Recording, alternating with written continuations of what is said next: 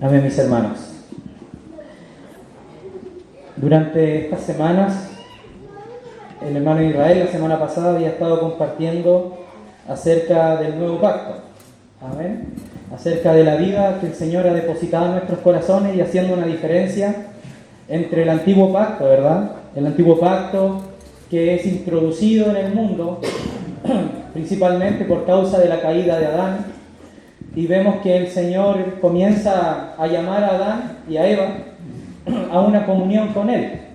Lamentablemente en ese camino de fe que se había depositado inicialmente en Adán, se ve truncado por causa del pecado, que ellos caen, desobedecen al Señor, comen del árbol de la ciencia del bien y del mal, son abiertos sus ojos y caen en una maldición. Esa maldición entra ahora el antiguo pacto, ¿verdad?, con el sacrificio de un animal donde se les provee a Adán y a Eva unas pieles para que no se estuvieran desnudos. Luego se ordena ese antiguo pacto ya en Moisés con una enseñanza que va trascendiendo en un sacerdocio. Ese sacerdocio era un único pueblo de entre los pueblos, ¿verdad? Un remanente que el Señor se reserva para él, los levitas. Luego de eso el Señor establece el gobierno monárquico de Israel por medio de Saúl. Luego aparece David, los reyes de Israel, y comienza todo un peregrinaje de Israel de altos y bajos, ¿verdad? Comienzan ellos a participar de diferentes experiencias con Dios, desobedecen, obedecen, son llevados cautivos, son retornados a Jerusalén, hasta que pasan 400 años de silencio, donde el Señor no expresa, no envía profeta, no hay palabra en Israel, y aparece Juan el Bautista. Y con Juan el Bautista en adelante, cerrando el periodo del antiguo pacto, aparece nuestro Señor Jesucristo y establece un nuevo pacto, que es nuevo, ¿verdad? Como nos predicaba y nos enseñaba el hermano Israel acerca de las virtudes de este nuevo pacto. En mi corazón estaba justamente esa misma palabra. Si me hubiera compartido el domingo anterior, hubiéramos escuchado lo mismo. Y gracias al Señor por la palabra del nuevo pacto, porque nos compete a nosotros poder estar en el nuevo pacto, vivirlo, experimentarlo. Recordemos, hermanos, que la palabra del Señor no solamente es una enseñanza al oído, sino que es un tomarnos de la mano como un niño pequeño y nos guía por un camino. Muchas veces cuando vamos a los campamentos, yo me siento a mirar a los padres que tienen a sus pequeños hijos y le están enseñando a caminar. Y van de la mano y el niño de repente como que lo sueltan y sale con sus pasitos cortos tratando de esquivar al papá y se va, ¿verdad? Y se va riendo, y los papás detrás con las caras así, no se vaya a caer, no se vaya a golpear, porque el camino es complicado, ¿verdad? Es como el camino acá afuera, de tierra, tiene hoyos, tiene piedras, tiene pastos, tiene zarzamora, tiene espinos, tiene cardos. Y ciertamente el Señor en su nuevo pacto, Él nos dice allá en los profetas que Él nos iba a tomar de su mano, con su mano nos iba a guiar. Ya no era que nosotros pudiéramos ver en unas tablas de la ley el camino, la manera de vivir, sino que Él con su poder y su mano nos iba a transmitir su vida para darnos energía y poder peregrinar en esta vida. Y el nuevo pacto comienza así, ¿verdad? Jeremías 30:31 dice: y haré un nuevo pacto con la casa de Israel en aquellos días, y escribiré mis leyes en sus corazones y las pondré en sus mentes. O sea que desde ahora ellos no tenían que poner en sus casas los mandamientos de Dios, sino que desde el interior ellos iban a experimentar la vida de Dios. Y antes de comenzar, esto era una introducción solamente, haciendo memoria de las palabras del compartir anterior, yo quería comenzar, hermanos. Estaba orando el otro día y el Señor me trajo a memoria una experiencia que tuvimos hace un tiempo atrás, ya bastante, más de 10 años, en la iglesia. Y quería compartirla porque hay muchos hermanos acá que no estuvieron, claramente. Hay algunos que sí estuvieron y se van a recordar. Antes de ir a los versículos, permítanme comunicarles o darles esta experiencia personal mía y también con los hermanos de la iglesia. Cuando yo tenía aproximadamente 21 o 22 años, yo trabajaba y estudiaba porque no tenía para pagar la universidad.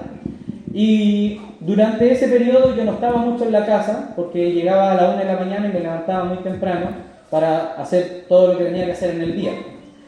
Y un día yo llego a la casa y mi mamá está muy enferma. Tenía fiebre, no se podía mover, estaba muy mal. Y nos preocupamos en la casa, la llevamos al médico y la dejamos ahí en el hospital.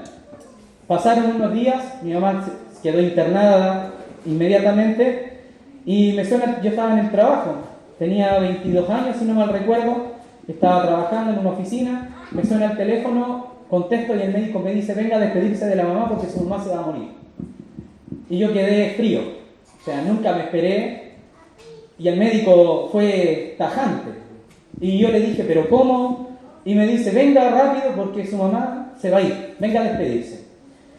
Llamé a mi hermana, no me contestaba, mi papá tampoco porque no tenían celular en ese tiempo, había un solo celular para toda la familia, no era como ahora, no estaba el WhatsApp ni nada de eso para poder comunicarse rápidamente. Y yo que me fui a sentar a mi escritorio, tenía mucho trabajo que hacer y no sabía qué hacer. Estaba como cuando uno se revienta un sonido muy fuerte en el oído y uno queda como disvariando un poco, no sabía cómo enfrentar esa situación. Y me acuerdo que en esa oficina había un baño que ocupaban todos los pisos, que era un baño como público dentro de la oficina. Y yo estaba esperando que se liberara porque estaba lleno. Y una persona sale del baño y yo entro al baño y me tiro al suelo, en ese baño sucio que estaba ahí. Y me acuerdo que empecé a orar al Señor y lo único que podía decirle es, Señor, hágase tu voluntad. Porque tenía temor de que si era la hora de que partiera mi mamá, poder orar por ella y intervenir en su obra. Entonces, como no sabía cómo orar en ese momento, le decía, Señor, ¿qué hago? Tengo que ir para allá. Ese era un día jueves. Y nosotros nos reuníamos el día jueves en las tardes. Y yo decía, Señor, ¿qué hago? Y sentía una soledad, hermano, sentía que el Señor no me escuchaba. No tenía la calidez de su Espíritu Santo en mi corazón. Cuando uno clama al Señor, estaba completamente solo. Me acuerdo que de alguna manera intenté llegar al hospital, estaba muy lejos, me tomó algunas horas llegar. Llegué allá, mi hermana estaba absolutamente devastada, mi papá también ni me hablaba. Y yo voy a hablar con el médico y me dice, ya, ahí está su mamá, pero ¿sabe qué? Le tuvimos que poner unos analgésicos y se quedó dormida, así que no se alcanzó a despedir de su mamá. Y yo dije, bueno, me acerqué a mi mamá, estaba ahí durmiendo, le di un beso y oré por ella y la encomendé al Señor, porque esa era la noticia que nos habían dado los médicos. Y mis papás se quedaron ahí y mi mamá me dijo, pero ¿y a dónde vas? Y yo le dije, voy a reunión. Y me dijo, pero ¿para qué? Va a ir para allá, quédate acá para ver cómo salen las cosas. Y yo le dije, ¿qué saco con estar acá? Si aquí solamente vamos a estar sufriendo, yo voy a ir a reunión. Y llegué a la reunión, estaban los hermanos ahí reunidos, se disponían a cantar, el hermano se estaba preparando para predicar, y estábamos en la comunión, y yo me senté en una silla un poco más apartado, incliné mi rostro ahí sobre mis rodillas, y me acuerdo que un hermano se levanta en medio de la asamblea y dice, hermanos, ¿cómo vamos a cantar al Señor? Frente a que nuestra hermana está pronto a partir. Yo sé, dijo, que si pedimos al Señor con fe, Él puede traer vida a nuestra hermana. Y la iglesia y todos los músicos dejaron sus instrumentos a un lado, se tiraron al suelo, hermanas de 80 años, 60 años, se inclinaron al suelo, se tiraron de rodillas al suelo, y yo me tiré al suelo llorando, los hermanos, y la iglesia empezó a orar unánime, al punto, hermanos, que toda esa soledad que yo tenía en mi corazón fue abandonada inmediatamente cuando empezaron a interceder los hermanos por mí. Yo llamé por teléfono, terminamos la reunión y eso fue la reunión, fue interceder por esa hermana, que era mi madre.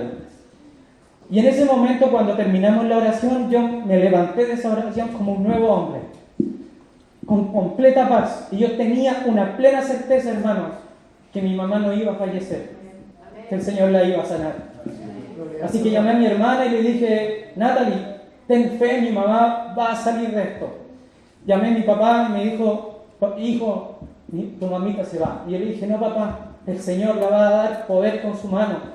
El Señor nos habló en la reunión, el Señor encomendó esa oración y está en su trono. Papá, ten fe. Nos levantamos, yo me fui al hospital, estuvimos ahí hasta la noche, le iban a intervenir durante la noche para que no hubiera tantas situaciones que se pudiesen dar, estaban los médicos, y la operación consistía en abrir a mi mamá y sacar todos sus órganos y lavarlos uno por uno porque tenía una infección que estaba en todo su cuerpo. Y era de alta gravedad y mi mamá estaba muy débil, bajo peso, no había comido en muchos días. A la mañana siguiente, sin poder dormir, fuimos nuevamente al hospital y mi mamá estaba con vida aún. Tenía que pasar la noche, ¿verdad? Desde ese momento yo me percaté de algo, hermanos. Que la vida de la iglesia no es solamente que nosotros creamos en el Señor. La vida de la iglesia no es solamente que nosotros escuchemos su palabra. La vida de la iglesia, hermanos, es un amor que se va a formar en cada uno de nosotros en disposición al otro. Y eso quiero compartirles, hermanos, que el nuevo pacto hecho en su sangre no son solamente obedecer cosas de Dios, sino es que Dios sea en nosotros un medio para servirnos mutuamente. Y quiero que me acompañen ahora sí a Juan capítulo 5, verso 39 y verso 40. Vamos a leer 3 frases que el Señor dice en estos 3 capítulos, Juan 5, Juan 6 y Juan 7. Estos 3 pilares, yo le llamo así, pilares de la fe, donde el Señor da un testimonio tan poderoso acerca de sí mismo, hermanos, que comienza Él hablando un punto y va a llegar hasta nosotros.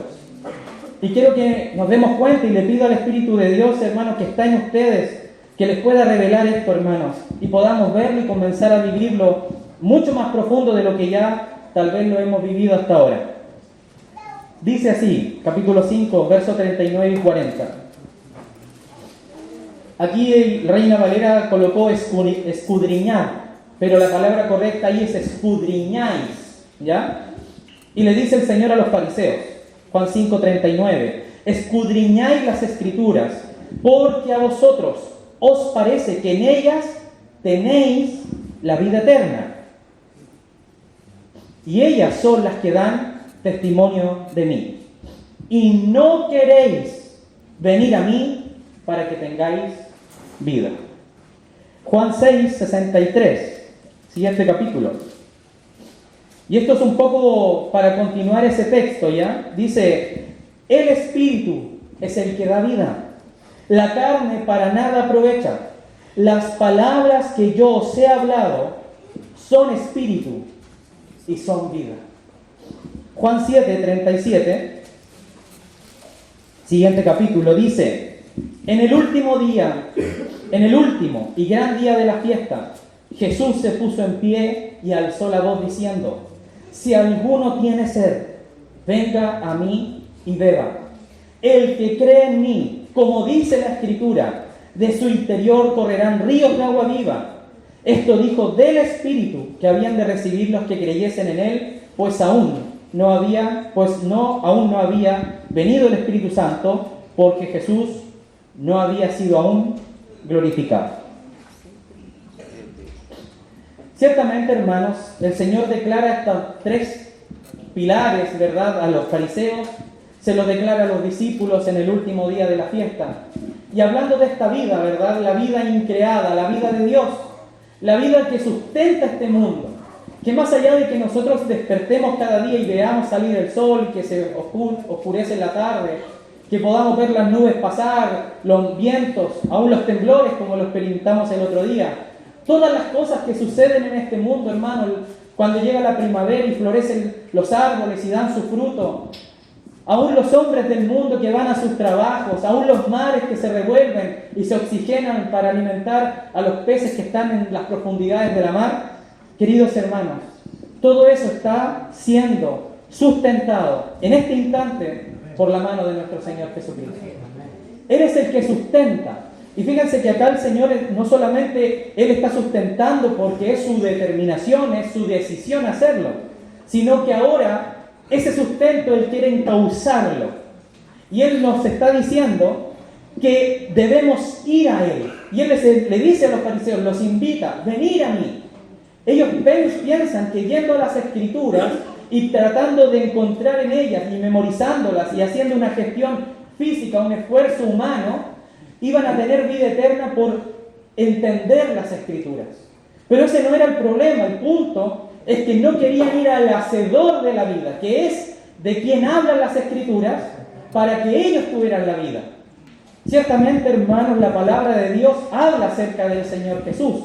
Él es la palabra que nos fue dada por medio del anuncio profético antiguo testamentario y apostólico nuevo testamentario. En Él está la vida. Juan lo dice, y la vida era la luz de los hombres. Pero los hombres no quisieron tomar de esa vida, pues amaron más sus tinieblas, amaron más sus pecados. No vinieron a la vida para ser suministrados por la vida. Y muchas veces, hermanos, nosotros, como me pasó a mí en ese instante, cuando mi madre iba a fallecer, yo no fui al Señor para ser llenado de esa vida. No había sido aún encontrado y confrontado por el Señor para darme cuenta, hermanos, que simplemente había vivido una vida religiosa hasta ese punto, porque en el minuto en que mi mamá iba a salir de este escenario, se me vino todo abajo. Empecé a dudar del Señor, no tenía escapatoria. Pero cuando llegué a la iglesia, cuando llegué a la comunión de los santos, y un hermano se levanta y dice, hermanos, ¿cómo cantaremos? ¿Cómo vamos a predicar si en este instante necesitamos ser suministrados por su vida? Fue cuando la iglesia se avivó, hermano. Y los hermanos se levantaron en proclamas llenos del Espíritu Santo. Y el Señor oyó nuestro clamor y escuchó nuestra oración y extendió su mano y dio vida a mi madre. Queridos hermanos, ciertamente la iglesia, y como decían los hermanos mientras orábamos por Amanda, ciertamente la iglesia, hermanos, es la representación de Cristo, ¿verdad? Es como si Cristo anduviera en medio nuestro. Pero hermanos, para que Cristo ande en medio nuestro, tenemos que estar conectados y siendo suministrados con la vida verdadera. Y este es el nuevo pacto del Señor. Que Él ya no estaría como un Dios lejano y nosotros rindiéndole un culto sacrificial de manera externa, donde ciertamente yo llevo un cordero y lo sacrifico para que Dios esté agradado de mí, sino que Dios no quería ser un Dios lejano. Dios no quería ser un Dios con un pueblo por allá y que lo visitaran una vez al año. Dios quería andar en medio de ellos, ser un compañero de ellos, Él ser su Dios, ser un padre que toma a su hijo de la mano y peregrina por el mundo, ser un compañero que está ahí al lado y que te fortalece, enviarnos el Paracletos para que yo me pueda sostener en Él y Él se pueda hacer de mí y poder caminar en esa vida. Queridos hermanos, ciertamente hemos oído mucho acerca del Señor durante este año y durante los años que vendrán seguiremos oyendo acerca del Señor, pero si no permitimos que la vida de Dios entre en nosotros, hermanos queridos, vamos a estar siempre atentos a lo que pasa afuera y muchas veces desanimados, incluso, hermanos, tal vez debilitados. Tal vez venimos a la iglesia y nuestro corazón no tiene libertad. Diferentes pecados que hemos cometido, diferentes situaciones que estamos viviendo, preocupaciones del trabajo, preocupaciones económicas, preocupaciones de salud, preocupaciones de qué será de mí el día de mañana. Los jóvenes que están dando la paz, ¿verdad?, en este tiempo, tal vez preocupados de cuánto puntaje necesitan, cuánto debería tener de promedio para pasar de curso. Hermanos, aún en esas cosas el Señor quiere glorificarse. Él quiere ser nuestro Señor real, verdadero, que Él camina con nosotros, que Él va delante nuestro y nosotros somos sus ovejas, que oímos su voz y las ovejas le siguen. Quiero, hermanos, que avancemos a Efesios, donde el apóstol Pablo les escribe a este pueblo y pareciese ser que todas las cartas de Pablo sufren o experimentan una dicotomía. Los primeros versículos de todas las cartas hablan de las grandezas de Cristo y los últimos capítulos hablan de la fe que es real, verdad práctica en medio de la casa del Señor. Es una constante del apóstol Pablo usar esta dicotomía o esta dualidad de carta, donde los primeros capítulos de Colosenses hablan de las grandezas y del señorío de Cristo. Los primeros capítulos de Efesios hablan del amor de Dios y cómo Él se ha dado por nosotros. Los primeros versículos de Corintios, tanto la primera y la segunda carta, hablan acerca de esa necesidad de Dios de querer ser santo en medio de su pueblo. Los primeros capítulos de Romanos hablan de cómo el hombre se desprecia y se desconecta de parte de Dios y cae en un estado tan agónico, hermanos, tan de extrema pobreza, extremo dolor y extrema necesidad, y cómo Dios los quiere recuperar y los quiere volver a alzar y levantar de esa condición. Y Pablo constantemente hace esta dualidad en todas sus cartas. Y ciertamente Efesios no es lo contrario. Y en Efesios capítulo 4, versos 17 al 21 dice esto. Después de haber hablado de las grandezas de Cristo, después de haber hablado de su servicio, de cómo Él nos ha añadido a su pueblo, de cómo Él nos ha rescatado de las tinieblas a la luz. Y hay un canto muy precioso basado en Efesios 2, ¿verdad?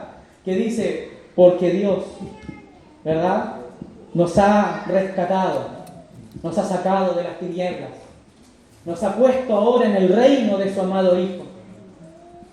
Por gracia sois salvos, por medio de la fe. Y esto no de vosotros, pues es don de Dios, ¿verdad? Después de haber experimentado Pablo las profundidades de entender el corazón de Dios, aparece este verso 17 en el capítulo 4 que dice así: esto pues digo y requiero en el Señor, que ya no andéis como los otros gentiles, que andan en la vanidad de su mente. Esa palabra vanidad es un vacío. Hermanos, el mundo está absolutamente vano, absolutamente vacío. No saben qué hacer con sus vidas. Entonces el sistema les ha dado un propósito para vivir: producir. Y el hombre se ha vuelto una batería, como una pila. Es usada, es puesta en un lugar durante aproximadamente 60 años. La persona se jubila, se saca la pila, se bota, que entre una nueva pila joven, llena de fuerza, llena de energía, para que produzca, en una maquinaria gigante que es este mundo, para que produzca recursos.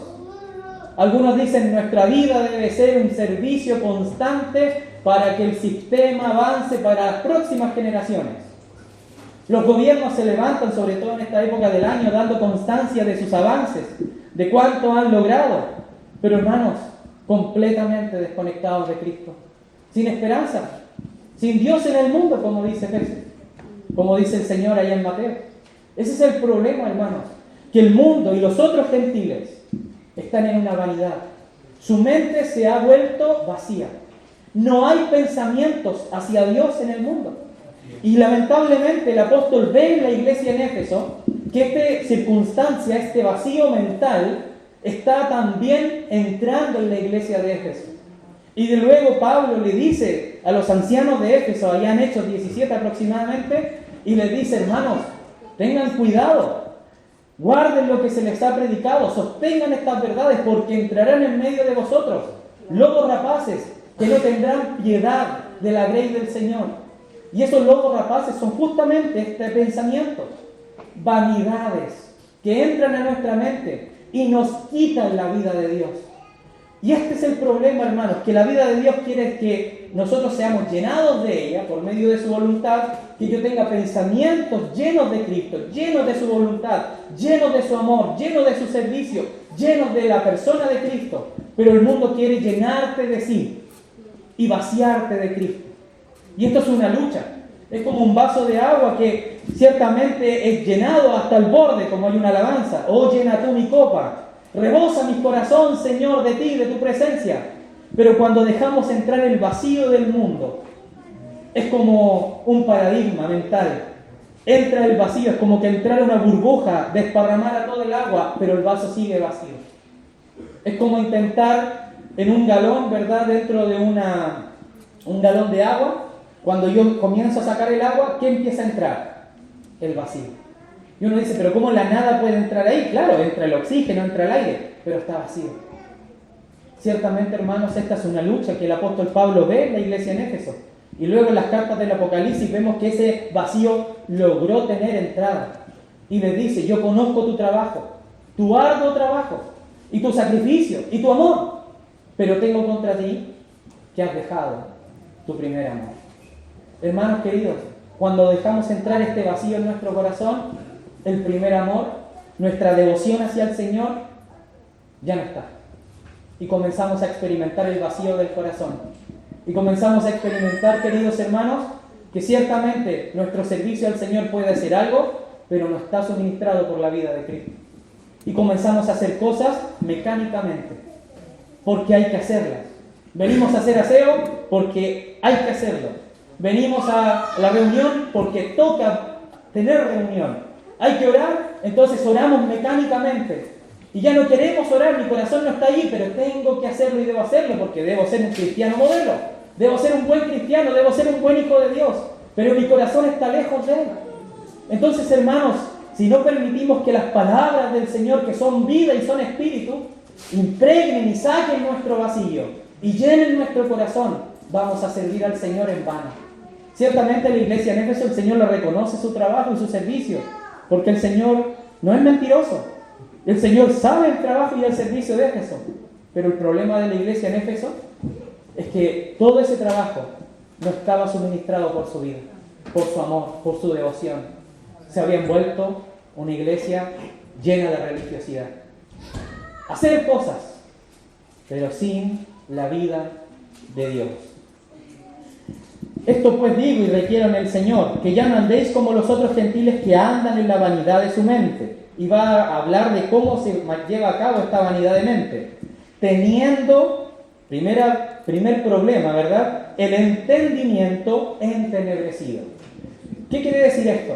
Este entendimiento es cómo nosotros comprendemos la vida de Dios. Y muchas veces hay un velo en medio de la casa del Señor donde pareciese ser que la vida de iglesia es cumplir deberes, ir a reuniones, marcar tarjeta de alguna manera simbolizada como lo que hacemos en los trabajos. Yo no quiero estar ahí, pero tengo que estar. Yo no debo ir ahí, no quiero, me da un asco levantarme en la mañana e ir a ese lugar y tener que estar obligado ahí generando y produciendo para otros. Pero debo hacerlo. ¿Por qué? Porque ahí hay recursos, ¿verdad? Ese es el mundo, esa es la maquinaria del mundo. Por mí, ¿verdad? Yo sé que todos los hermanos en esto podríamos ser, ¿verdad?, unánime y decir, por nosotros nos quedaríamos en nuestra casa, ¿verdad? Si no tuviéramos que trabajar, si tuviéramos el sustento suficiente, ¿verdad?, para no tener que ir todos los días y dejar a nuestra esposa, dejar a nuestros hijos en casa, 8 horas fuera, que los hijos después cuando uno llega nos echan de menos, la esposa está ahí. Por nosotros ninguno iría a trabajar si tuviéramos el sustento como corresponde, ¿verdad? Si no tuviéramos que necesitar el sustento de una empresa. Yo no iría a trabajar. Me quedaría con los míos. Me quedaría con mi esposa en su cama, ¿verdad? Compartiendo del Señor, hablando, orando juntos, visitando a los hermanos. Eso haríamos. Pero ¿qué es lo que sucede, amados hermanos? Que cuando nosotros tornamos ese modelo y lo llevamos a la iglesia, tenemos el mismo paradigma. Yo no quiero ir, no hay nada que me motiva a ir, pero tengo que hacerlo. ¿Y por qué tenemos que hacerlo? Por el que dirán, para no vivir vergüenza, para que los hermanos no me digan por qué falté, para que los hermanos no digan, ay, el hermano siempre falta. Hermanos, más allá del qué dirán, el problema es mucho más profundo. El problema no solo es que los hermanos digan o no digan cosas. El problema no es que la iglesia se preocupe por nosotros cuando no tenemos ganas de ir. El problema es que hemos dejado el primer amor.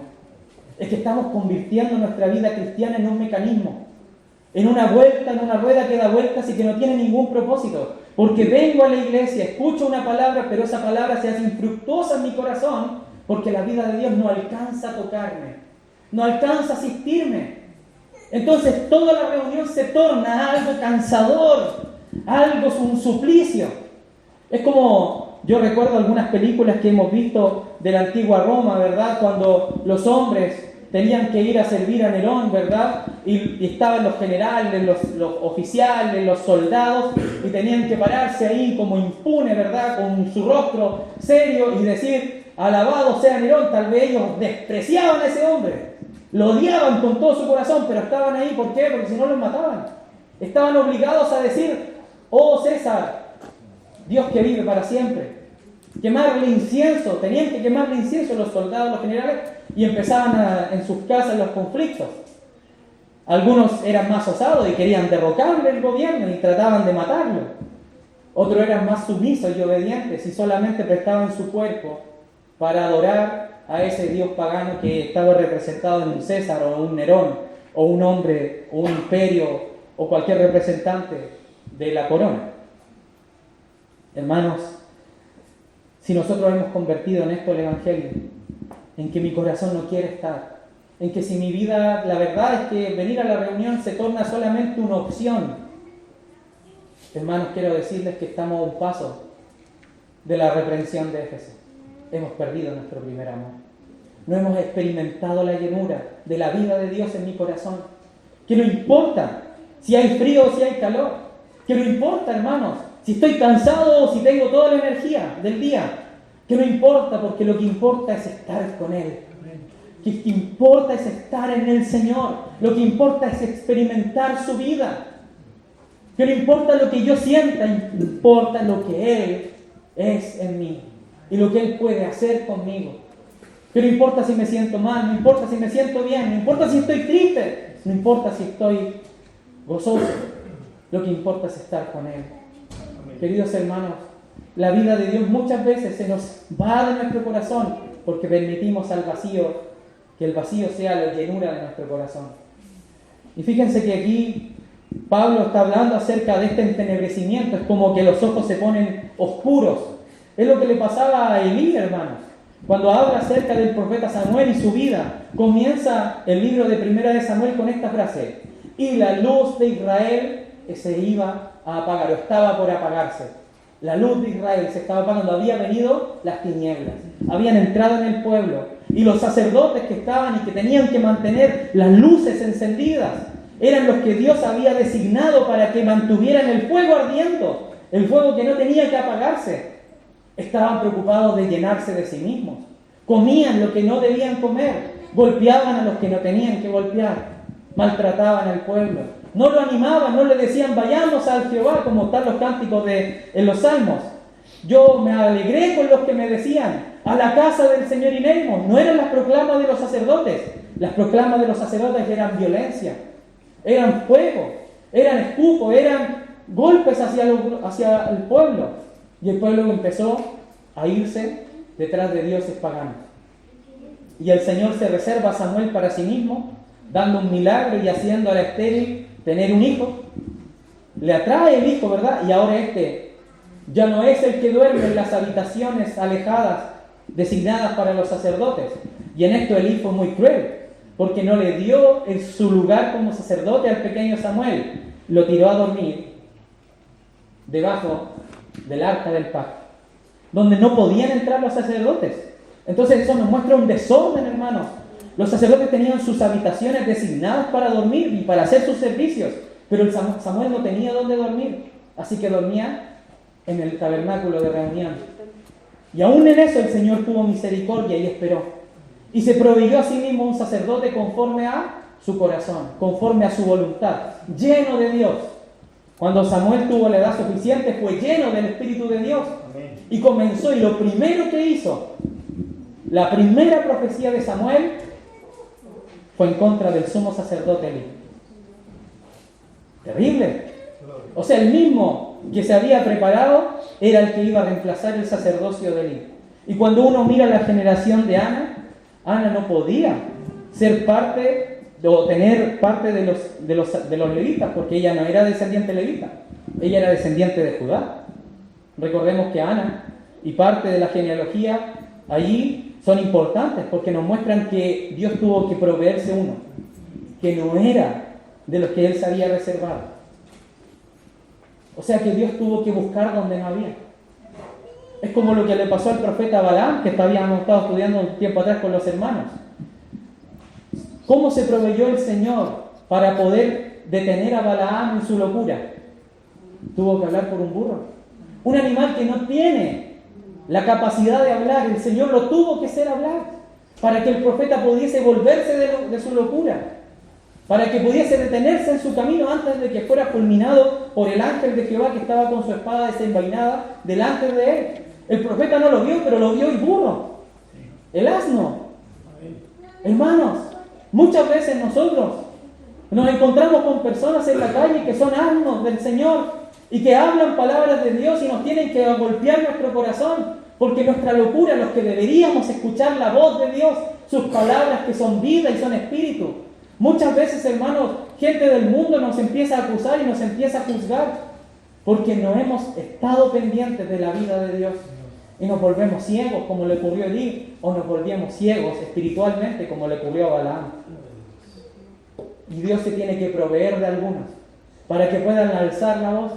Y a veces son los más pequeños en la casa. Y a veces son los más pequeños los que juzgan a los padres. A veces son los tíos, los primos, los vecinos. Aquellos que nos dicen, ¿y acaso tú no eres creyente? ¿Y por qué haces estas cosas? Y golpean nuestro corazón y nos avergonzamos. Y es el Señor el que permite que un asno o que una piedra, como dice el Nuevo Testamento, expresen lo que Dios quiere decir, porque estamos desconectados de su vida. Y esto es para todo tipo de hermano. Puede ser anciano, puede ser diácono, puede ser un hermano nuevo, un hermano antiguo, un colaborador, un apóstol. Hermanos, esto no tiene que ver con el servicio que llevemos, tiene que ver con nuestro corazón. Porque si nos apartamos del Señor, indiferente nuestro servicio, sin la vida de Dios, queridos hermanos, no vamos a lograr y avanzar mucho y vamos a destruir lo que Él ha edificado. Teniendo, el verso 18, el entendimiento entenebrecido. Y fíjense en esta frase, ajenos. Esa palabra ajenos es una palabra en griego que dice desconectados absolutamente, no ligados, no envueltos, ajenos de la vida de Dios. Y fíjense en esta frase, por la ignorancia, o sea, por la falta de conocimiento que hay o que en ellos hay. Hermanos, es que, y este conocimiento no tiene que ver con saber versículos, este conocimiento tiene que ver con conocer al Señor, tiene que ver con tener una comunión con Dios, tiene que ver con tener relación con Dios. ¿Por qué? Porque ciertamente la vida de Dios permea por la palabra, ¿verdad? Llega a nosotros por la fe al escuchar la voz de Dios. Pero si yo cierro mis oídos y cierro mis ojos a la palabra, comienza a haber una distancia con la comunión. Puedo ser creyente, soy salvo, sí, pero ajeno de la vida de Dios. Y por causa de la ignorancia, esta incapacidad de entender la vida de Dios misma, que en ellos hay. Y ahora agrega un poco más profundo, por la dureza de su corazón. Entonces el problema es que no se predica, el problema es que no hacemos servicio, no, el problema está mucho más profundo, está aquí adentro. Es que yo no he permitido que la vida de Dios llegue a mí. Esto que estamos hablando está dentro del proceso de la santificación. Nosotros cuando llegamos al Evangelio pasamos por un proceso de Dios que la Escritura define como la justificación o el nuevo nacimiento. Gloria al Señor. Dios nos habla y como dice por ahí en Hebreos, si oyeres hoy su voz, ahí está la gracia, ahí está la fe, no endurezcáis vuestros corazones, ¿verdad? Y ahí aparece el hombre. Entonces cuando aparece el hombre y dice, abro mi corazón a ti, Señor, viene la fe, me conquista, el Espíritu Santo se fusiona con mi espíritu, soy vivificado en Cristo Jesús. Aleluya. Gloria al Señor por eso. Pero ahora, eso que ocurrió en ese momento, ahora que estamos vivificados, deberíamos comenzar a ser nutridos. Antes la manguera estaba desconectada del motor. El motor es el Señor, Él va a mandar siempre energía. Pero si nosotros estamos desconectados, no hay corriente igual, no hay vida. No se transmite la fuerza. Ahora el Señor la ha conectado, ¿verdad? Nos conecta a su vida. Perfecto, comenzó la fe, comenzó a nutrirnos, a ser energizados, como dice Pablo, cuando habla acerca de esa dunamis, de ese poder de Dios, que el Evangelio no solamente consiste en palabras, sino en poder de Dios. Aleluya, sí, viene el poder de Dios. Pero cuando nosotros comenzamos a llenar esa manguera, esa conexión de Dios con estorbos, y ponemos una dureza, ¿le ha pasado, hermanos, cuando están regando que la manguera está doblada y sale un hilito de agua? Y uno mira la llave y dice, pero si está toda la llave dada, ¿por qué me sale este hilo de agua? Y miro y en la manguera hay un doblez. Hay una torcedura, hay una dureza allí. Algo que impide que la vida de Dios se transmita.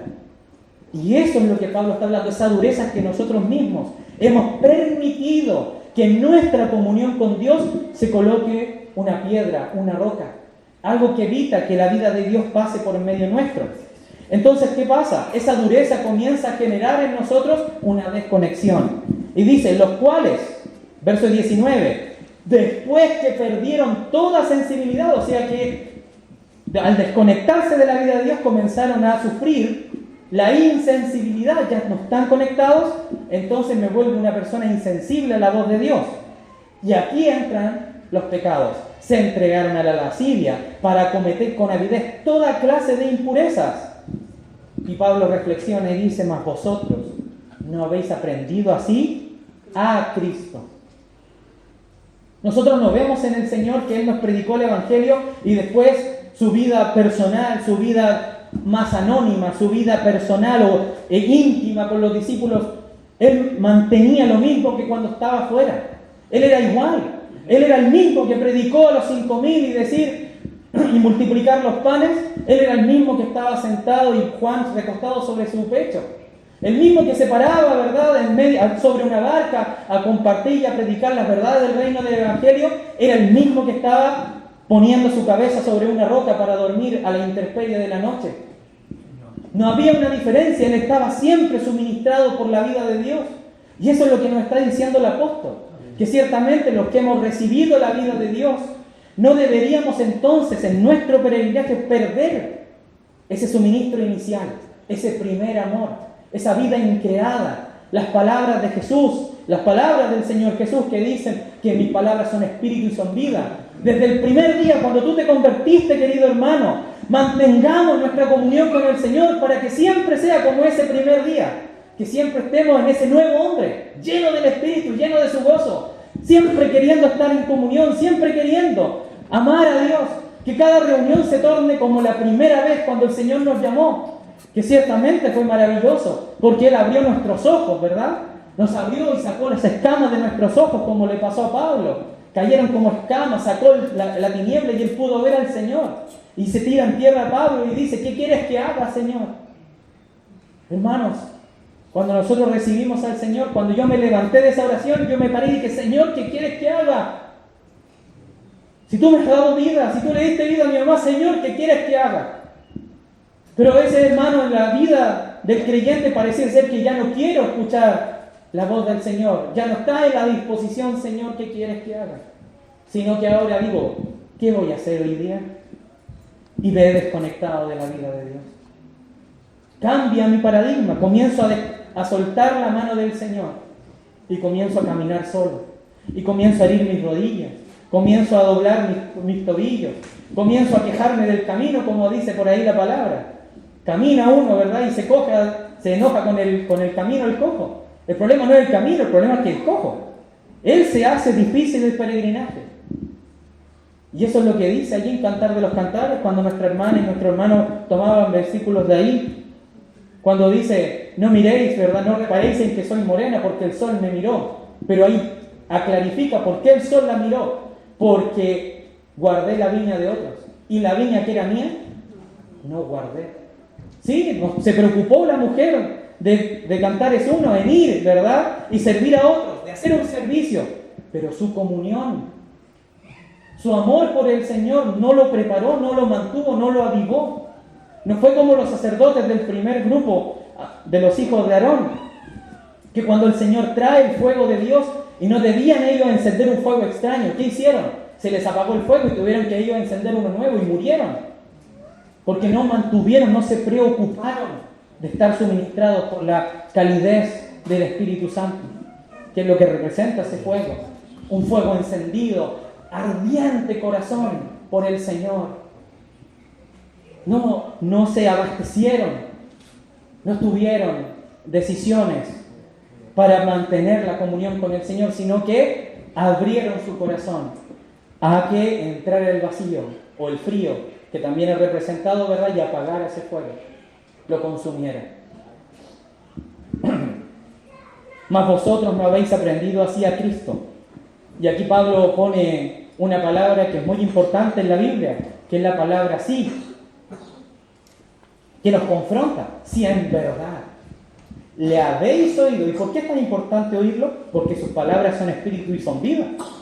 Entonces, si yo me paro acá y comparto una palabra, y digo que es del Señor, entonces eso tiene que tener una vivencia práctica en mi vida. Porque si yo estoy con pecados ocultos en mi vida, con situaciones que no han sido juzgadas por el Señor, y me paro a predicar, me vuelvo y me torno un hipócrita. Una persona que no está viviendo lo que dice, que no está experimentando la riqueza de la vida de Dios que le pide a otros que proclamen.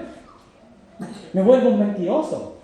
Y fíjense lo que dice: si en verdad le habéis oído y habéis sido por Él enseñados conforme a la verdad que está en Jesús. ¿Se fijan? Ahí el problema es el suministro, que yo puedo tener conocimiento pero no vida. Y la vida, hermanos, no es algo que yo pueda aparentar. La vida de Dios se percibe claramente. La iglesia la debe percibir claramente, amados hermanos. Cuando un hermano está en medio nuestro y no está viviendo su vida, no está viviendo la vida de Dios, se percibe. Porque tenemos el Espíritu Santo. Se perciben predicaciones que no vienen del Señor. Se perciben frases, aún en nuestro compañerismo, en nuestras comuniones, en nuestro ágape, se percibe cuando una persona no está en comunión con el Señor. Hermanos, eso es claramente percibido. Solamente que no nos avergonzamos mutuamente. Ese es el problema. Que ese vacío que entró en ese corazón va a exhalar palabras vacías, aparentes, hinchadas, falsas, y que no van a golpear el corazón de los hermanos. Y se va a tornar todo una mímica. ¿Han visto a los mimos? Sobre todo ese sketch que hacen los mimos cuando están jalando una cuerda muy pesada. Y ponen todo el rostro del cansancio, ponen todo en la cara de esfuerzo, pero no están jalando nada. Así es, hermanos, una vida que no está suministrada por la vida de Dios.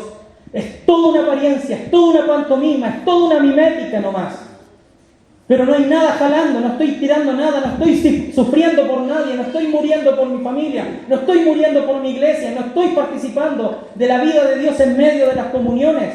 Solamente me he vuelto parte de una gran obra de teatro, donde la actriz aparece y dice que sufre, pero cuando ella se desmaquilla, va al backstage o a los camarines, sale, se viste y se va. Nunca sufrió de verdad. Fue solamente un rostro, fue solamente palabras. Y esto es lo que va a pasar, hermanos, y esto es lo que Pablo está percibiendo a la iglesia de Éfeso, pero también a los de Creta. Acompáñenme a Tito capítulo 2, verso 1, del 1 al 8. Dice: pero tú, habla lo que está de acuerdo con la sana doctrina, que los ancianos sean sobrios, serios, prudentes, sanos en la fe, en el amor, en la paciencia. Las ancianas asimismo sean reverentes en su porte, no calumniadoras, no esclavas del vino, maestras del bien, que enseñen a las mujeres jóvenes a amar a sus maridos y a sus hijos, a ser prudentes, a ser castas, cuidadosas de su casa, buenas, sujetas a sus maridos, para que la palabra de Dios no sea blasfemada. Exhorta asimismo a los jóvenes que sean prudentes. Y aquí está el punto. Tito fue encomendado por Pablo. Y yo, hermanos, miro a este hombre llamado Tito. Y esta frase que viene a continuación en el verso 7, muchas veces nosotros decimos que es inviable vivirlo. Porque fíjense, hermanos, que Pablo le dice: dile a los ancianos que tienen que ser A, B, C, D, E, F. A las hermanas, A, B, C, y le hace listas. A los jóvenes, prudentes, Y luego dice, verso 7, presentándote tú en todo como ejemplo de buenas obras. Hermanos, la encomienda de Pablo a Tito es tremenda, hermano, es tremenda. Porque Tito no debía ir allá a establecer ancianos en cada ciudad en Creta por el desorden que había, según lo que nos cuenta el primer capítulo de Tito, sino que él iba a hacer una luz en medio de esas tinieblas. Él le iba a dar la manera de cómo vivir esta vida cristiana. Tito iba encargado de él suministrarle vida a sus hermanos. Era como cuando va esta semilla, ¿verdad?, que cae en la tierra y muere, pero lleva fruto. Muchas veces, hermanos, nos hemos parado aquí adelante en el púlpito delante de los hermanos, aún en comuniones por allá, en los campamentos, o en retiros de jóvenes, en retiros de hermanas, en retiros de hermanos, o en las casas, y nos hemos parado y hemos dicho, hermano, hay que hacer la obra de Dios, hay que visitarnos, hermano, tú tienes que visitar, hermano, tienes que ir a las reuniones en las casas, hermano, tienes que amar a tu hermano. Hermanos, si el hombre que está aquí adelante no vive eso, no debemos escucharlo, porque no está conectado con la vida de Dios. Debemos ver el ejemplo en nuestros hermanos mayores, en los obreros, en los ancianos, en los diáconos, en los colaboradores, en cualquiera que se pare adelante diciendo, yo traigo la palabra del Señor, hermanos, en este mismo instante. Si ustedes no perciben que yo estoy caminando en esta vida, júzguenlo, hermanos, pónganlo en tela de juicio, porque si no, me van a llevar a mí por un camino erróneo y yo los voy a llevar a ustedes junto conmigo. Por eso, hermanos, la iglesia tiene que tener la capacidad de ver quién es el que suministra su palabra, quién es el que suministra la vida de Cristo en medio nuestro. No podemos permitirnos, hermanos, que sus propios hijos sean engañados por falsos maestros, por falsos profetas, falsos predicadores, falsos ancianos, falsos obreros. El Señor le dice a la iglesia en Éfeso, porque has probado a los que se dicen ser apóstoles y no lo son, y los has hallado mentirosos. Eso es una buena obra en medio de su casa, porque si yo me paro acá y les empiezo a predicar cosas infladas, cosas que no vienen de la palabra, que no vienen de la predicación y de la oración y de la comunión íntima previa en la casa del Señor, en mi casa, cuando estoy en lo oculto, cuando nadie me ve, cuando solamente me ve Francesca. Hermanos, ¿qué sirve pararme aquí a decirles todo lo que tienen que hacer si no soy un ejemplo para ustedes? ¿De qué sirve pedirles a ustedes que muevan largas cargas, largos caminos, que se sacrifiquen por sus hermanos si yo no estoy dispuesto a hacerlo? Lo único que voy a generar en ustedes es una mímica. Aún esta misma predicación, si ustedes no juzgan, si ustedes no examinan, me puedo volver un hombre vano, que solamente va a estar aquí entreteniéndolo un par de horas, y ustedes van a volver a su casa sin la vida de Cristo, amados hermanos, sin haber sido golpeados en su corazón por las palabras de Dios. Por eso es importante, hermanos, que la iglesia perciba las gracias en medio de su casa, y que sea la iglesia la que misma que diga, este es un hermano que está en el Señor y este no. Y eso va a salvar a los hermanos que no están para que puedan estar. Porque esto no se trata de dejar a uno al lado para que se vaya y se pierda, sino para que se vuelva a conectar al motor del Señor, a la energía de Dios, y sea una herramienta útil en sus manos. Pablo perseguía a la iglesia, Pablo atemorizaba a la iglesia, la asolaba de manera terrible. Pero el Señor dice, yo le voy a enseñar a este lo que significa seguirme. Y Pablo se convirtió en uno que asolaba a uno que edificó a toda la iglesia. Se convirtió en un hombre terrible que mató hermanos, pero después se convirtió en uno que revivía espíritus. Pasó de ser un hombre que persiguió y atemorizó a la iglesia a ser un hombre que llenó a la iglesia de fe y esperanza.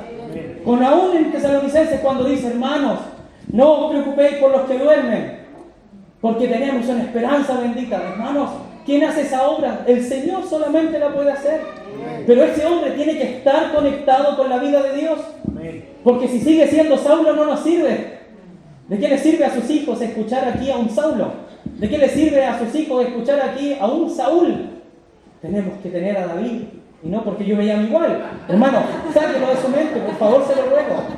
Pero tenemos que tener el corazón de ese hombre, porque eso es lo que necesita la iglesia en este tiempo. Hombres que impartan vida, hombres que vayan a sus casas e impartan vida, que cuando salgan de sus casas ustedes no queden tristes, sino que queden esperanzados, que cuando vayan a resolver problemas matrimoniales no terminen con más problemas, sino que salgan con soluciones. Hermanos, que cuando vayan a sus casas y sus hijos estén con oposición, con rebeldía, salgan y dejen hijos en sabiduría, en fe, en paciencia y sujetos. Hombres que amen sus hijos, hombres que amen a sus jóvenes, hombres que amen sus corazones, hombres que lleven el testimonio de Jesucristo y que diga, como dice la palabra ahí en Cantar de los Cantares, oh, ¿dónde estás aquel que ama mi alma? Hermanos, tornémonos hombres que amen las almas de sus hermanos. No que quieran destruirlos, no que los dejen afuera, no porque no me parece algo, los destruyo, los avanzo, los aparto para yo seguir mi camino, sino que me detengo, me vuelvo atrás. Muero por la iglesia, muero por Cristo, muero por su cuerpo y sigo viviendo en mi cuerpo, como dice Pablo, las aflicciones que faltan al cuerpo de Cristo, ahí en Colosenses. Preséntate tú, hermano, preséntate como ejemplo de buenas obras, en la enseñanza, mostrando integridad. La palabra integridad aquí, hermanos, es que sea uno solo, un íntegro, sea el mismo. Si estoy en mi casa, soy el mismo que está predicando, y si soy el mismo que va de visita, y soy el mismo que está en una piscina, o estoy en un asado, o estoy en un momento de dispersión, soy el mismo. Íntegro, no un doble cara, no un falso, un hombre íntegro. Y dice, más seriedad. Muchas veces, hermanos, estamos en un tiempo, y esto lo conversábamos ayer en casa de una hermana que estuvimos visitando, que hoy día la iglesia y este contexto mundial, hermanos, adolece de hombres serios. Adolece de hombres que se tomen su lugar en serio. Y esto, hermanos, aún en las casas, aún en la iglesia, varones que sean representativos, varones que sean varones en medio de su casa, hombres que tomen decisiones por el Señor, hombres que se basen en la predicación del Evangelio y en la vida de Dios para tomar decisiones en sus familias, que lleven con valentía, hermanos, a pesar del que dirán en el trabajo, a pesar del que dirán en las universidades y colegios, hombres serios, que sean ejemplo y que sean luz en medio de sus casas, que sean tenidos como hombres de bien, que sean tenidos como hombres del Señor, serios. Palabra sana y irreprochable, de modo que el adversario se avergüence. Hermanos, cuando yo leo estos pasajes me estremece mi corazón, porque que el adversario se avergüence. Es como que viniera alguien a acusarme y no tenga ningún vestigio, nada de qué decir de mí.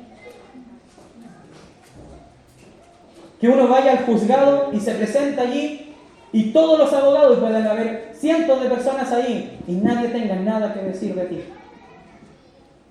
Preséntate tú.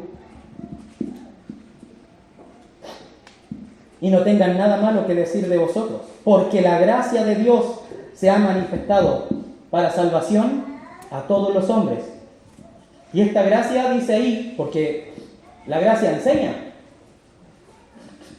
Dice que la gracia nos enseña, enseñándonos.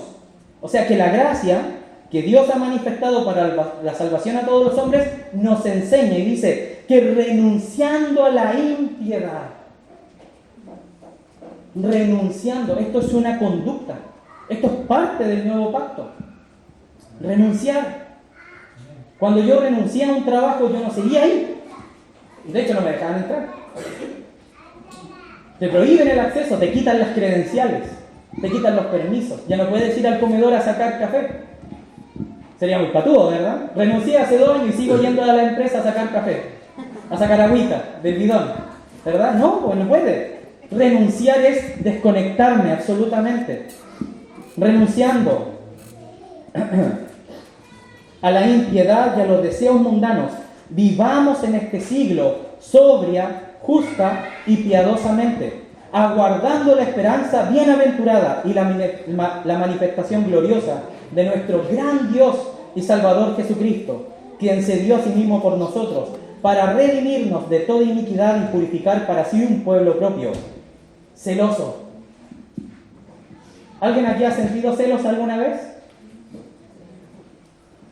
Seamos verdaderos hermanos. Ahí hay una mano, ¿eh? ¿Qué es sentir celos? Cuando uno dice,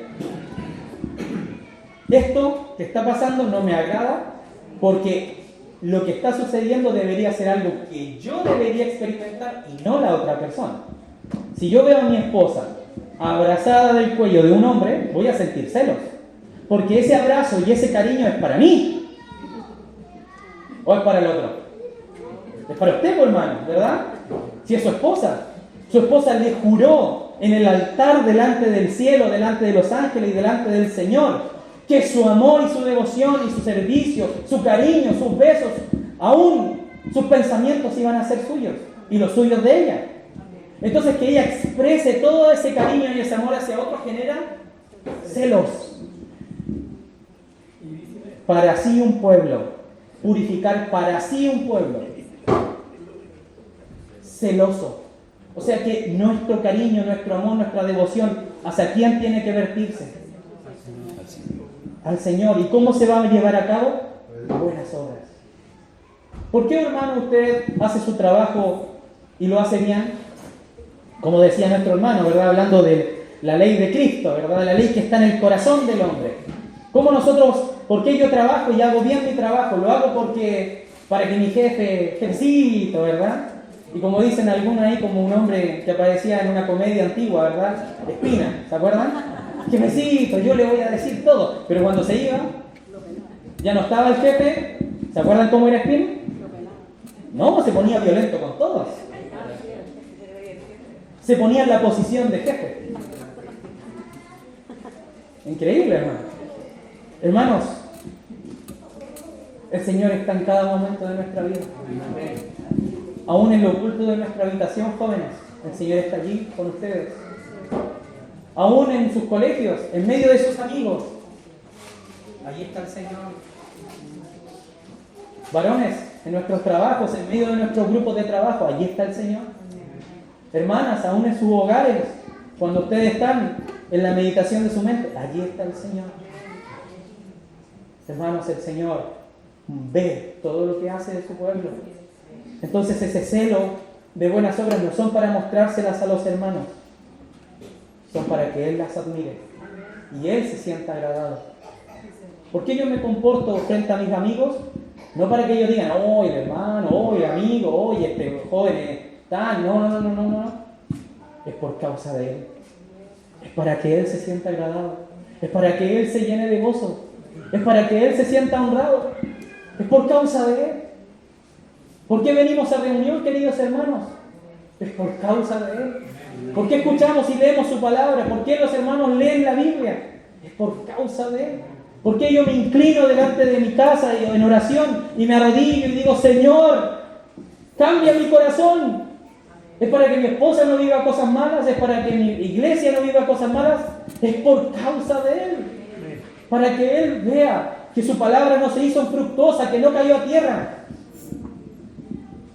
sino que tuvo vida en mí, que su palabra tuvo un depósito, tuvo un corazón abierto, esperando que esa miel de Dios sea derramada en mi corazón y tenga una respuesta agradable, frutos de labios que confiesan su bendito nombre.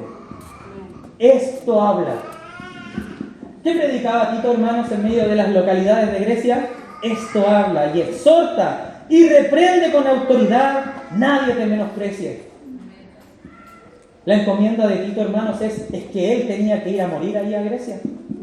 Él tenía que morir en medio de sus hermanos.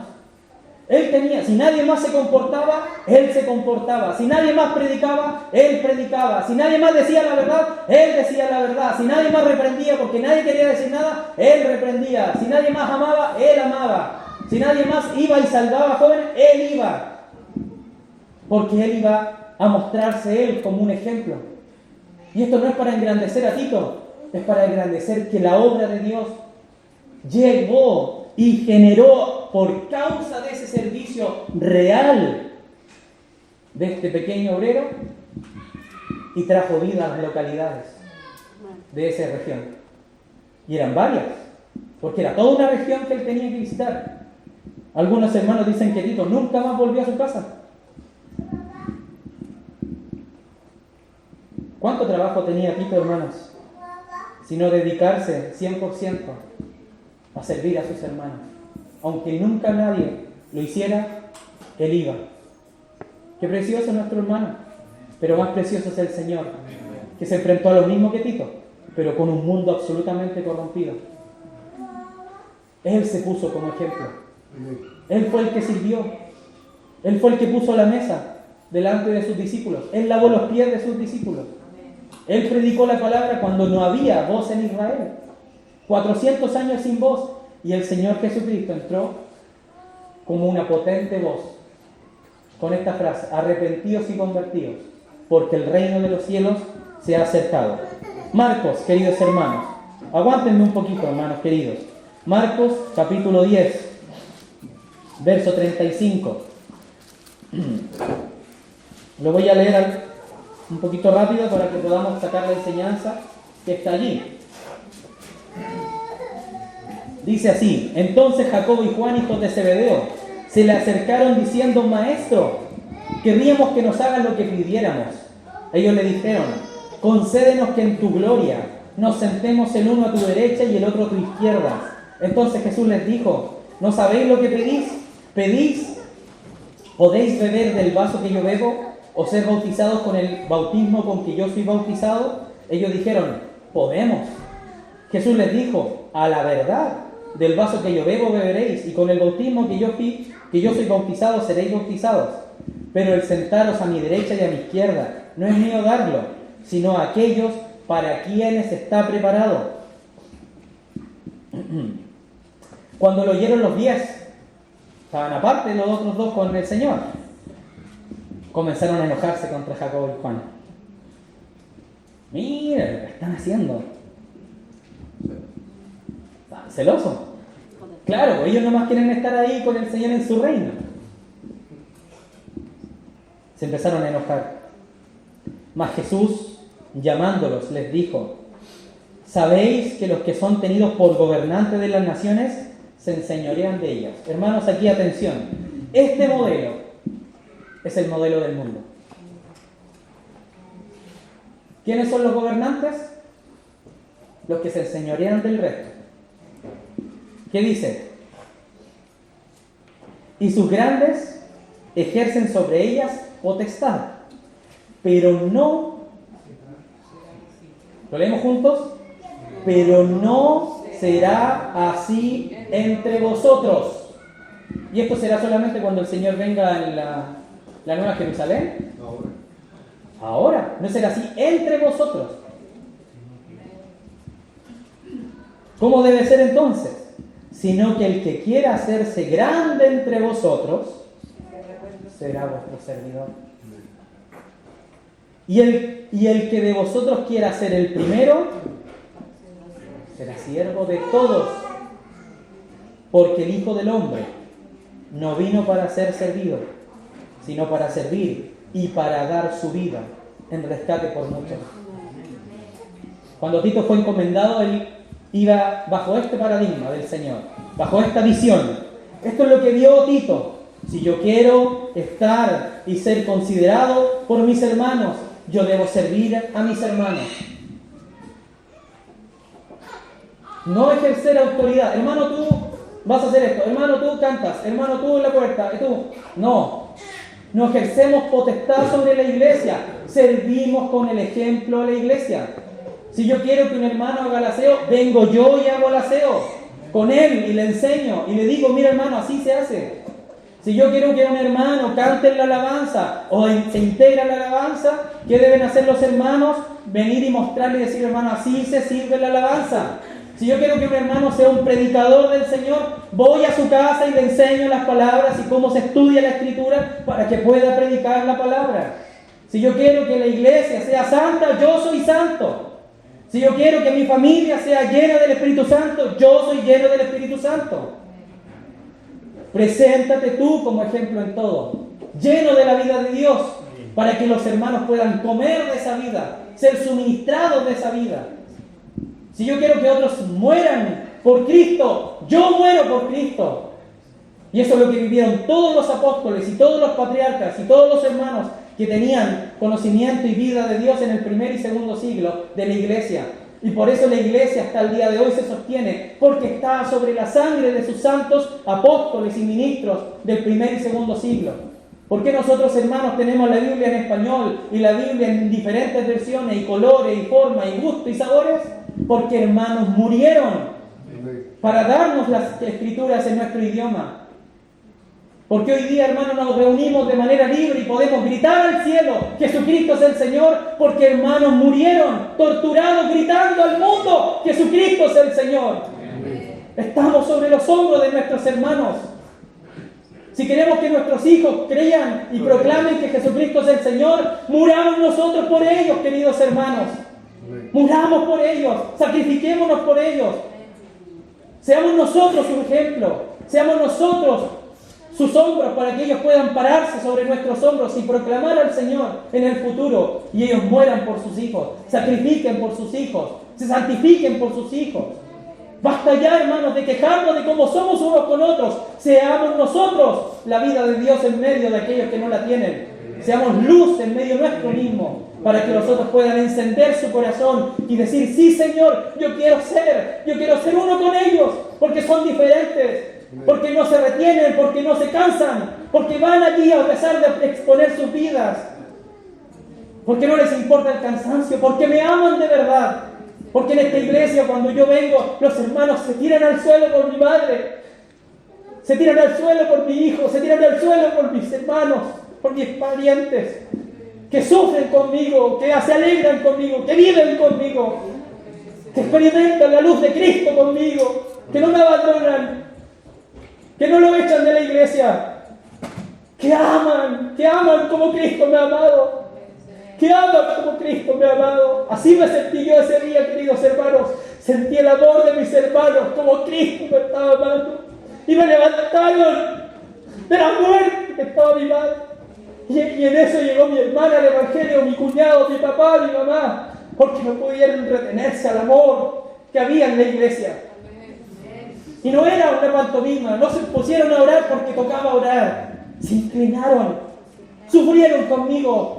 Vivieron la batalla de la fe de ese momento conmigo, me abrazaron, estuvieron, no se apartaron, no se fueron a sus casas a comer y a despejarse. No terminaron la reunión y, sí hermano, qué bueno, sí, y yo ahí tirado. No, hermanos, sufrieron hasta el final conmigo. Eso es lo que el Señor busca, un cuerpo que se duele con un pequeño miembro, con un insignificante como era yo en ese momento, un pobre joven que no tenía esperanza. Y la iglesia se detuvo en seco para suministrarme su vida. Eso es lo que, hermanos, falta hoy en día. Por eso la gente se van y vienen a la iglesia y dicen, esta cuestión es una religiosidad por tu duque. ¿Para qué quiero estar allí si yo soy mejor que ellos? ¿Cuántas veces, hermanos, yo escuché eso de muchas personas? En los trabajos, en las calles. Vaya a predicar al mundo. ¿Y qué te dicen? ¿Para qué quiero ser yo uno más con esos hombres sinvergüenza, estafadores? Estoy mejor con los míos en mi casa, para que la palabra de Dios no sea blasfemada. No sea blasfemada. Hermanos, cuando decimos palabras de Dios sin el Espíritu de Dios, la palabra de Dios es blasfemada. Si yo me paro acá y después ustedes se enteran que yo tengo otra mujer, ¿de qué sirve esta predicación, hermano? Si yo tuviera otra esposa, imagínense, hermanos, ¿de qué sirve yo pararme aquí si soy un adúltero? ¿De qué sirve pararme aquí si soy un blasfemo en mi hogar? ¿De qué sirve de mí estar aquí parado si soy un hombre suelto, libertino? ¿De qué sirve, hermanos, que sus hijos vengan a la iglesia si van a encontrar en nosotros un grupo de hombres que no aman, que no los aman? Cuidado, hermanos, cuidado, porque vendrá el momento en que el Señor va a sacar a luz. Tengamos temor del Señor. Yo estoy orando por algo, hermano, yo se los quiero compartir y se lo he dicho a algunos hermanos. Yo estoy orando que el Señor saque a luz nuestras tinieblas. ¿Y por qué, hermano, quiere avergonzar a todos? No. Quiero que el Señor nos purifique. Quiero que el Señor nos llene de su presencia, que esta localidad crezca, que no caigamos aquí, que tengamos que los hermanos de la Villana se tengan que volver a la villa para llenar ese local y llenar 10 locales más. Y que cada uno de ustedes se vuelva un profeta, un predicador, un evangelista. Que si ustedes tienen amor por la palabra, hermano, ustedes se tornen la mejor versión de lo que Dios puede hacer con ustedes, con cada uno de ustedes. Y eso yo lo decidí en ese momento, cuando me levanté de esa oración. Señor, ¿qué quieres que haga ahora? Y el Señor me lo dijo después, al tiempo, en una alabanza. Una alabanza de mi hermano Gino. vive solo para mí. Vive solo para mí. No vivas para ti, vive solo para mí. Señor, pero yo quiero trabajar, yo quiero estudiar, yo quiero ser profesional, yo quiero tener mi casa, quiero tener mis autos, yo quiero tener mis cosas. No te preocupes de eso, vive solo para mí. Y esas cosas llegaron igual, hermano. Que no importa el puntaje que saques en la PSU, hermano, si vives para el Señor te va a sostener igual. No importa si perdiste tu trabajo, hermano, el Señor es Dios soberano y te va a sostener igual. Vive para Él. No te preocupes del mundo, vive para Él. No importa si te abandonaron tus familiares y vienes solo a la reunión, vive para Él. Ellos vendrán si tú vives para Él. Porque el Señor no es deudor de ninguno de nosotros, hermanos. Así es, no es deudor de ninguno. Si nosotros nos damos por Él. Él les dijo a sus discípulos. Pedro le dijo al Señor: Señor, hemos dejado casa, familia, todo por ti. Vosotros recibiréis 100 veces más de todo lo que habéis dejado. Hermanos, ¿y usted piensa que el Señor es mentiroso? Y en el siglo venidero la vida eterna. Y en el siglo venidero la vida eterna. Amén, mi hermano, así es. Queridos hermanos, vivamos para el Señor juntos. Amén. Comunión, hermanos, amor de verdad, fuego del Espíritu. Atentos a la voluntad de Dios, hermanos. No todas las reuniones son iguales. No nos esquematicemos, no nos enfriemos. El que toca cantar y que toca esto, hermano. Si viene un hermano con necesidad, oremos por él. Párese de su silla. Si en su corazón está el fuego del Señor, vaya y sostenga a su hermana. Si usted ve a un hermano y el Señor pone: hijo, debe orar por él, vaya, hermano, en medio de la reunión. Porque eso también lleva gloria al Señor. Eso también es para alabanza de su gloria. Visítense, hermanos queridos. Asístanse unos a otros. Asistámonos unos a otros. Porque esto es bueno y agradable delante de Dios. Me quiero ir, hermanos, con este pasaje que está en Apocalipsis 3. Ustedes saben lo que viene. Escribe al ángel de la iglesia en Sardis, el que tiene los 7 espíritus de Dios y las 7 estrellas, dice esto: yo conozco tus obras, que tienes nombre de que vives y estás muerto. Sé vigilante y afirma las otras cosas que están para morir, porque no he hallado tus obras perfectas delante de Dios. Acuérdate pues de lo que has recibido y oído, y guárdalo y arrepiéntete. Pues si no velas, vendré sobre ti como ladrón, y no sabrás a qué hora vendré sobre ti. Ahí está la ignorancia que hablábamos en Efesios. Pero tienes unas pocas personas en Sardis que no han manchado sus vestiduras, y andarán conmigo en vestiduras blancas porque son dignas. El que venciere será vestido de vestiduras blancas, y no borraré su nombre del libro de la vida, y confesaré su nombre delante de mi Padre y delante de los ángeles. El que tiene oídos, oiga lo que el Espíritu dice a las iglesias. No lo busque, hermano. Lucas 12, anótelo si puede. Os digo que todo aquel que me confesare delante de los hombres, también el Hijo del Hombre le confesará delante de los ángeles de Dios. Sí, hermano, yo un día confesé al Señor. La palabra confesar, hermanos, es una palabra en griego. Quiero decírselas. Homologeo. La palabra homo es la palabra juntos. Y logeo viene de la palabra logos, que es palabra, declaración, discurso.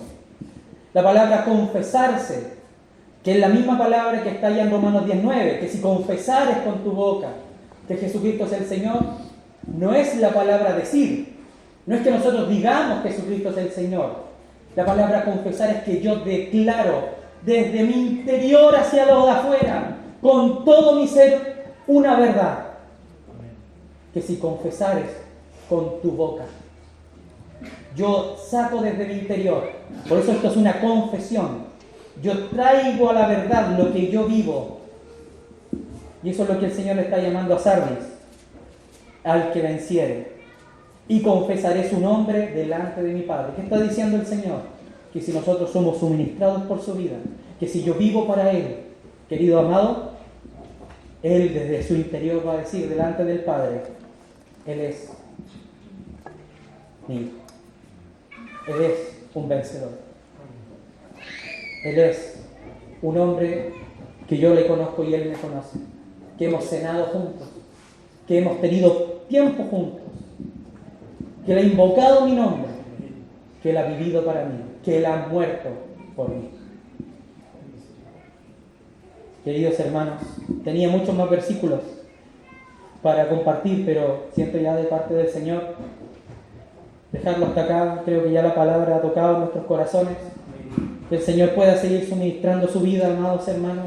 No nos apartemos del Señor, aliémonos con los que percibamos su vida en ellos.